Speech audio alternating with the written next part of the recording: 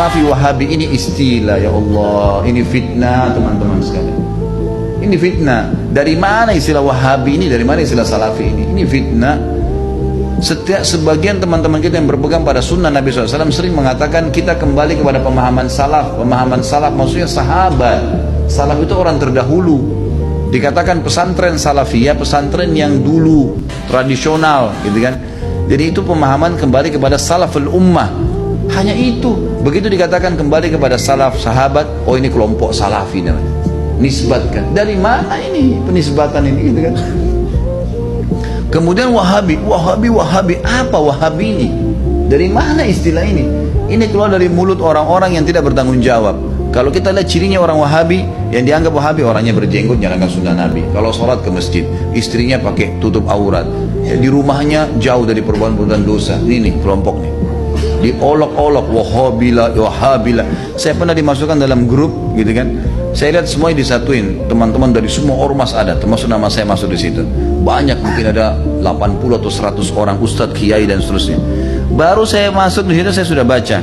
Ah, ini banyak ustadz-ustadz wahabi, dimain-mainin gitu, tulisannya pakai O. Wahabi lah ini. Oh, ini wahabi ini suka tolak salawat, suka tolak zikir, suka tolak doa.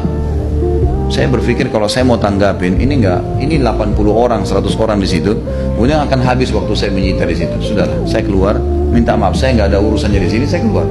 Karena yang bilang orang-orang yang pernah belajar di Saudi, teman-teman, benci sama zikir itu siapa? Anda yang fitnah itu. Gimana caranya?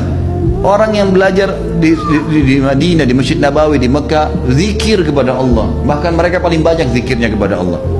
Mereka paling banyak zikir, tapi zikirnya pakai adab, nggak teriak-teriak, gitu kan?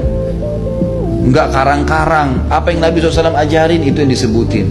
Adab sama Allah. Subhanallah, subhanallah. Dilakukan, bukan tidak dilakukan. Tapi tidak ada subhanallah, alhamdulillah. Dibayangkan main-main. Allah hu. Apa ini? Ini apa ini? Ini kalau zaman Umar sudah diketuk semua kepalanya nih. Ngarang-ngarang gitu kan.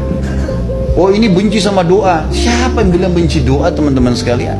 Antum nggak dengar tuh bagaimana Syekh Sudes berdoa sampai hampir 1 jam kalau sholat kunut? Itu dikatakan tuh, itu pentolannya Wahabi katanya.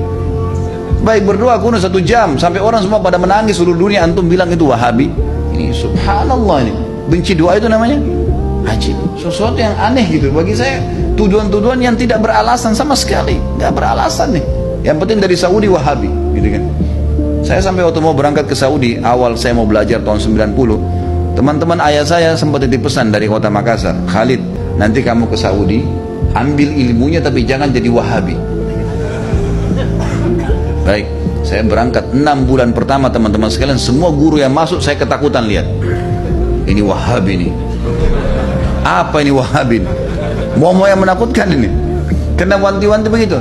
Lama-lama setelah guru masuk, setiap guru masuk di Madinah, wallahi saya bersumpah atas nama Allah, teman-teman sekalian, tidak pernah ada sebutan nama Wahabi. Saya tidak pernah dengar kata-kata Wahabi dari mulut mereka. Wallah, yang ada cuman qala Allah, qala Rasul. Allah berfirman, Rasulullah bersabda. Wallahi, saya sumpah di sini, ada di masjid ini memang begitu ajarannya. Begitu ajarannya, qala Allah, qala Rasul, qala Allah, qala Rasul, selalu. Atau diikuti dengan penjelasan Ibnu Abbas, sahabat, Ibnu Umar, sahabat. Nih pemahamannya mereka, ini pemahamannya sahabat tentang ayat ini, tentang hadis ini. Itu yang kita pelajarin. Dan kalau ada masalah fikih, didatangkan 4 mazhab semua. Imam Syafi'i bilang begini, ini dalilnya. Imam Ahmad bilang begini, ini dalilnya. Imam Malik bilang begini, Abu Hanifah begini, dalilnya. Jelas, semuanya begitu. Setelah 6 bulan saya berpikir, kok saya harus takut dengan orang-orang seperti ini? Ilmu semua disampaikan, gitu kan? Ilmu semua. Dan bagaimana mempertemukan antara ambil ilmunya, jangan jadi Wahabi. Bagaimana memahami? Saya nggak nyambung gitu. Gimana caranya? Gitu. Teman-teman sekalian, saya kasih jawaban secara akal sehat. Rasulullah SAW lahir di mana? Di Mekah. Ya, 13 tahun fase turunnya ayat-ayat Makkiyah di mana? Di Mekah. Baik, setelah itu Nabi SAW hijrah ke Madinah. Berapa tahun Nabi di Madinah? 10 tahun. Sampai meninggal kan? Kuburannya ada di sana. Demi Allah, Mekah sama Madinah markas Islam. Ada orang mengatakan itu markas Wahabi, markas ini tempat Nabimu lahir dan mati. Kok gimana sih?